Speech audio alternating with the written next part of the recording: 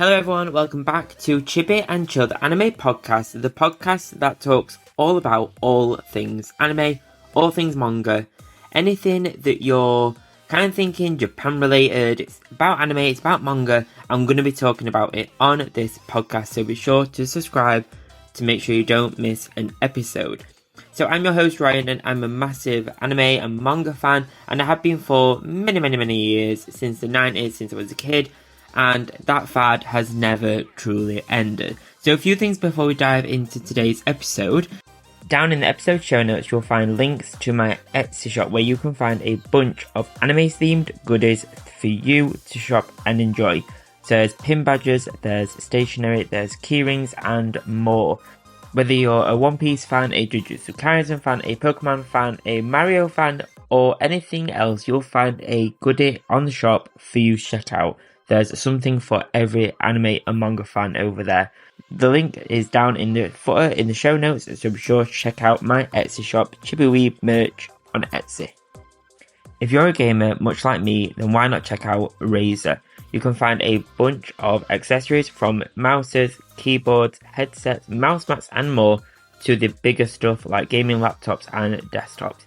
Over on Razer website, link down below, you can shop a whole host of gaming accessories, from the Chroma range, which is all colourful, which is my favourite stuff, to more sleek black stuff, including even their own merchandise, clothing, bags and accessories. There's something for everyone. The link is down below for you to check out and shop. Hello everyone, welcome back to another episode of Chibi and Chilled Anime Podcast. This week a lot has happened. It's been a very busy week for me this week. Well, the past 2 weeks I would say.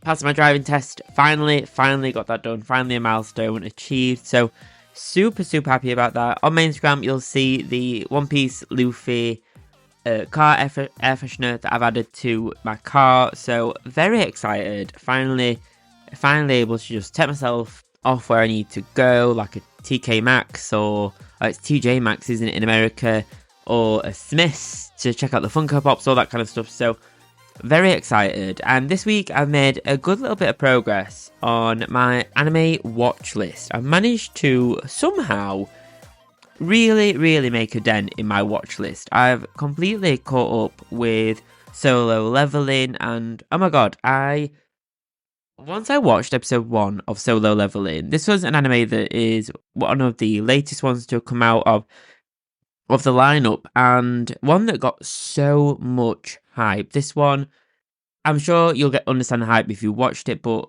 wow, it is a really good episode. The last episode, 7.5, not 8, 7.5 was a recap episode, but you know, and some of the comments like, oh, I can't believe there's a recap episode 7 episodes in, this isn't great.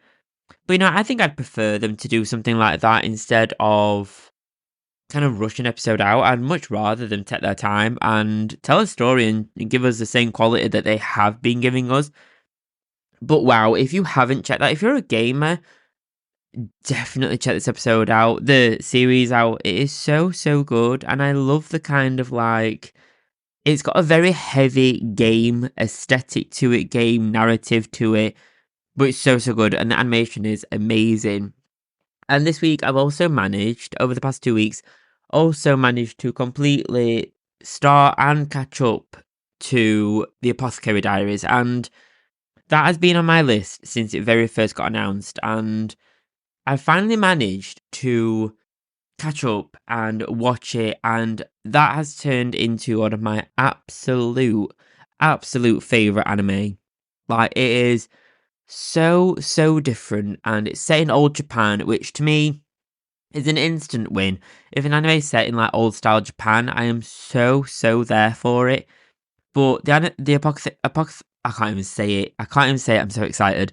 The Apothecary Diaries is insanely good. You need to check this out. If you're an anime fan, no matter what genre, check it out. It's slightly dark, it's slightly cheeky, it's a little bit rude in places.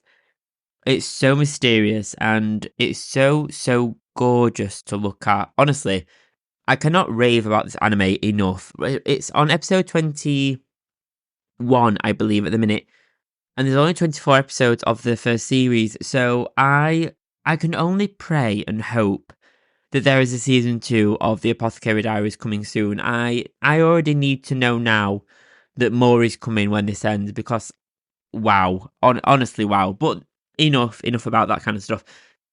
This episode is about Paprika, which is an anime movie that I will admit, before seeing it on my anime 2024 bucket list challenge that I've set myself, I've not heard of it. And I've watched it finally. And this episode, I'm going to be reviewing it. And, that I'll share some hot takes, some review points. I'll share some basics about the film as well. If you don't know it, much like I didn't know it before this challenge. And share some basic facts about it to see if it's up your street, whether it's something you want to check out, and why you should check it out, and maybe why you shouldn't if you don't want to. You can kind of make your own mind up whether you want to watch it or not. But let's take a look at Paprika, the film that has been kind of classed as one of the greatest anime films literally ever made. So let's start with some of the basics of the film, right? So it's called Paprika, I like the spice, and it was released in the early 2000s, 2006 to be specific, and it was produced by Madhouse. And some of you may have already kind of referenced that, maybe you kind of heard of Madhouse. Madhouse is one of the biggest production companies for anime, and it makes One Punch Man. They made specifically season 1. Beyblade, Chobits, Millennium Actress. They've made so many anime, and it's one of the really, really known studios. And it was directed by Satoshi Kon, and he's not as well known as his kind of counterparts, such as the Ghibli duo. But he is known very well within Japan. And the film is actually an adaptation of the novel of the same name, which was written by Yasutaka Tsuki. Sorry if I butchered that name, which was published in 1993 and then adapted into a manga by Reiji Hagawari, which helped to inspire the film that would kind of come a couple of years later after the manga, after they kind of see the popularity that this had. So the plot of the film is actually really different to what I thought it would be. Kind of taking a look at the photos, or some of specifically the poster for the film, I got a very 70s vibe from it, and I don't know if that's the colours or the styling of kind of like the main character. I got a very, very, very kind of detective, almost 70s vibe, but it's very, very different to what I thought. So Paprika tells the story of Dr. Atsuko Chiba, a psychiatrist who treats her patients with a device known as a DC Mini, which was invented by one of her co-workers, Dr. I can't say his name, Dr. Toratoro Tokita. The film focuses on the ability of her or people being able to enter into dreams, exploring the blending of reality and fiction, so specifically blending their dreams with their actual reality, and it presents dangerous situations, life-threatening encounters, and questions regarding identity, desire, and reality in of itself, and kind of the psyche of the person. Paprika is R-rated because there are some scenes, well, specifically one scene or one moment that is a little bit kind of but I think, I don't know how to say it's kind of, when you look at the kind of Netflix little, like, it's not a warning, isn't it, like the little statement against the rating, it says sexual violence, which put me off straight away. I was like, oh god, what the hell, what is this? But it's not what you think. It's not the R word. It's not what you think it is. But yeah, so it is R-rated. I think it's a 15, I think the rating is. So it's not 18 or anything like that, but it is rated higher. So the kind of film in general, but with its plot, is a lot more tech-focused and a lot more futuristic than what you'd kind of think it would be. Based off of the poster and the kind of screenshots that I've seen, it gives me, when I was watching it, it immediately made me think of Ghost in the Shell. And it's not as futuristic as that. That's quite futuristic. But it gave me a very similar sense to that. And I have to say, I was not prepared for an anime from 2006 to look as glorious as this did. It is gorgeous to look at. I have to say, I was really, really surprised. When I think of anime from the 2000s, I don't think about anime that looks amazing. And maybe it's because when I think back, I immediately think of One Piece or Digimon or Yu-Gi-Oh! Because I was much younger then, I was like a kid. So I wasn't watching things like Paprika. But I am now. And I think that's kind of interesting to see what anime, peak anime like that, or more adult anime like this looked like in 2006, which is really, really surprising. And it's amazing. It is so good, actually, the film. I think upon first watch, it's complex. It's kind of, I did have a few moments where I was a bit, okay, so this is happening, but then what's that character doing? So who's this? There was a few moments where I had a few questions and I needed to kind of really think about what was happening. But visually, it is gorgeous to look at and really, really interesting to look at. The main character is very, very kind of plain looking, if I'm honest. When we think of like anime main characters, there's usually something really, really definitive about them. And this one is so plain, and that is quite contrast to the world that she's in. And the main character in the kind of dream world that she kind of lives in or works in, or both, is very loud, very vibrant, very active, very, very busy and hectic. And she's kind of like the calm against all of that, which is really interesting to kind of look at. But the one thing you always see from the trailers and the poster is this parade. And there's this, I won't give too much away, but there's a parade of dreams that are slightly starting to merge and blend. And when you kind of look at it, it's really fun. And on the first couple of scenes, it's, whoa, this looks so cool, very interesting. There's like walking Tory gates, there's frogs playing instruments, there's dolls, there's all this kind of stuff. And it looks amazing to kind of visually look at. It's really, really fun. And as the film kind of progresses, it kind of changes and the tone changes of that parade. And it's not scary, it's not a scary film at all, really. But there are some things within the dreams and within the parade that make it dark and almost unsettling to look at, such as things like the dolls themselves, or one doll in particular because of the narrative that's around it, or the character around that doll, is very unsettling to kind of look at for a long period of time. And kind of how the dreams kind of blend and how the worlds are kind of reacting is really kind of not scary. It's kind of unnerving and interesting. It makes you feel that kind of way about something that looks so colourful and so something that should be so pleasant that doesn't actually feel pleasant. It's bizarre. But I think that's testament to kind of the animation itself, and a testament to something like this, an anime film, to have that kind of effect on you. But I think sometimes there are moments where you're so busy kind of looking at the bizarreness that's going on the screen that sometimes it can take you out of what the narrative is of the film. There are some bits of the film, there are some kind of like side stories, right? So there's side character stories, there's a little bit of a romance one, there's kind of like a more not sad, kind of family related one.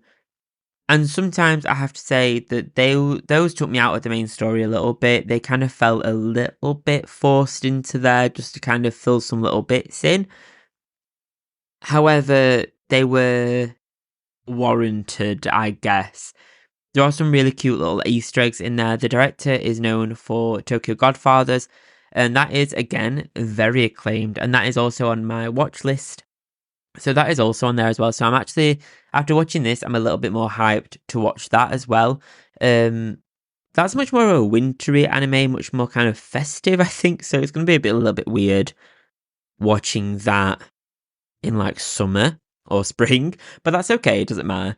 But I'm a little bit more hyped after seeing the animation style for this and the story of this to watch Tokyo Godfathers. But in one of the scenes, I won't give too much away, but in one of the scenes, you'll see a poster for that film, and it's kind of like it's a little bit like breaking the fourth wall a little bit, it's kind of like, not cross promotion, but it's kind of cute to see that kind of Easter egg in a film, in his own film. It's really, really cute. I quite liked that. But I think this is a film that if you're like me, and this obviously came out when you were a kid like me, and you're thinking, this is meant to be like a really acclaimed film and it's meant to be really, really strong, definitely check it out. Definitely give it a go. It's about an hour and a half, so it's not very long, but it is really interesting and it's a complex film. It's really interesting to look at, and it's one that I think perfectly kind of encapsulates the anime kind of concept to people. Anime is bizarre, and it is obviously very Japan. It is very bizarre, but it is very beautiful at the same time. And there are some cross techniques in there, so things like there are standard animation kind of style, but then there's also like some of the parade has more of a CGI kind of style to it, but it's not off-putting. I know that sometimes can be a really kind of touchy subject for the anime community when we see CGI in animation, but it's done so well. It is done so well. And I think it's like the perfect film to encapsulate anime with its fun overview, its techie kind of futuristic story, which matches Japan perfectly. The parade that's fun, but it's dark at the same time. And I think Paprika is a film that, to me, from the poster and the original kind of artwork, does not make me want to watch it. And the very first scene of the film doesn't make me want to watch it. And I think that's something, it took me a few minutes to kind of really kind of almost surrender to the film and kind of let myself kind of really get in there and kind of just succumb to the world a little bit. And it wasn't until I saw the kind of parade for the first time that I really kind of delved into this anime and delved into this world. But I'm really, really glad I watched this. This wasn't one that I've heard of, but it's one that has been, I believe it's been remastered for it to be shown on Netflix. And I believe earlier, either last month in January or in December, October time, it was showcased at some film festivals because it's been remastered. Because now, thanks to things like Netflix and other streaming services, fans like me and you that maybe wouldn't have watched this in 2006 because I would have been, how old would I think I would have been like 12, if that, didn't watch this. So it's nice to kind of watch it now in a new kind of glorious kind of version that they've created for us. So if like me, definitely do check this out. If you're like me and doing a bucket list challenge, definitely add this to it. Definitely watch this film. It's really interesting to watch as a slightly older anime fan. I said that I'm 29. As I said, a slightly older anime fan, but definitely check it out. It's definitely interesting. It's not scary. Don't be scared of the R rating as well. There is one scene that is classed for that rating, but it's interesting. It's not what you think it is, so don't let that put you off. It did put me off a little bit, but don't let it put you off. Definitely check this out. Paprika is, out of 10, what would I give it? I would give it like an 8 out of 10. It's very good. I don't know if I'd watch it again, I have to say, but I'm glad I've watched it at least once. I will be scratching this off my poster now, so very excited to have made a little bit more proper like scratch off progress on there. Next on my watch list for my challenge, I think there's quite a few series, but there's quite a few films as well. There's things such as Evangelion that I do want to watch again, and there's Tokyo Godfathers, like I've already said, but there are things like I'm rewatching Death Note, so I do want to try and kind of finish off some of the series that I'm currently watching. As I said, there are some anime that I'm watching that aren't actually on the poster, so things like Solo Leveling, the Apothecary Diaries, ones that aren't on the list that I've added myself because I'm already watching them. as part of 2024. But yeah, I think my next one may be Tokyo Godfathers. I'm quite interested in filling out some of the movie ones on the list. I think they'll be the ones that I kind of gravitate towards. They almost feel a little bit like quick wins because I don't have to watch a full series. Because I need time to be able to rewatch a lot of them. Some of them, like Dragon Ball Super and Dragon Ball, are huge series, and so is like Naruto Shippuden. So I really need to kind of make some notes on them, but there are some really interesting ones. There's things such as there's a series called Erased, for example, or Neo Tokyo that I really want to check out. So yeah, but I've got a full year to watch all of this, so very excited. I will film the little scratch off of the poster and put that on my Instagram and TikTok, so definitely check that out. See the progress. Yay, thank God I finally made some actual full-on progress, proper progress, scratch off progress on my poster. Definitely check out Paprika, the movie. It's on Netflix right now. Don't know how long it's going to be on there, so don't delay. Definitely check it out. You won't regret it. Thank you so much for joining me on this episode, and I'll see you next time. Thank you very much. Bye-bye.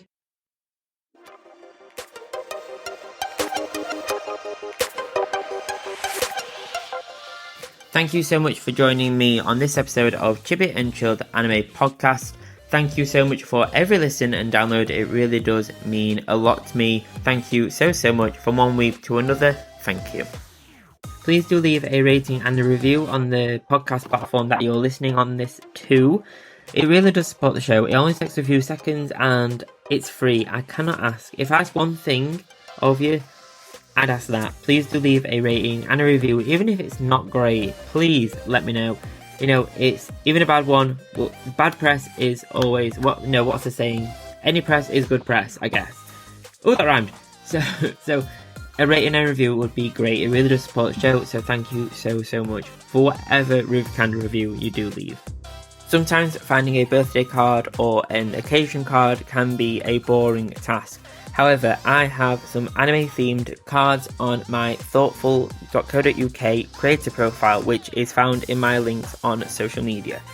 Over on Thortful, you'll find a bunch of anime themed cards such as Studio Ghibli Happy Birthday cards and more, with my range being updated regularly. Each card is processed by Thortful.co.uk, with shipping being fast, quick and efficient. You can shop my anime themed cards over on my Instagram, with my links being over on there. Just search Chibiweeb Anime and you'll find me. Thank you so much for listening. Thank you so much for checking out the podcast. It really does mean a lot. Please do leave a rating and a review down below. It really does support the show and it's free to do. I'll see you next time. I'll see you next Friday. Have a great weekend. If you're a subscriber or if you're thinking of subscribing or starting the free trial on Apple Podcasts, I'll see you on Sunday for the next episode of the Chibi Piece exclusive Apple Podcast exclusive episode on Sunday. Thanks guys. Bye bye.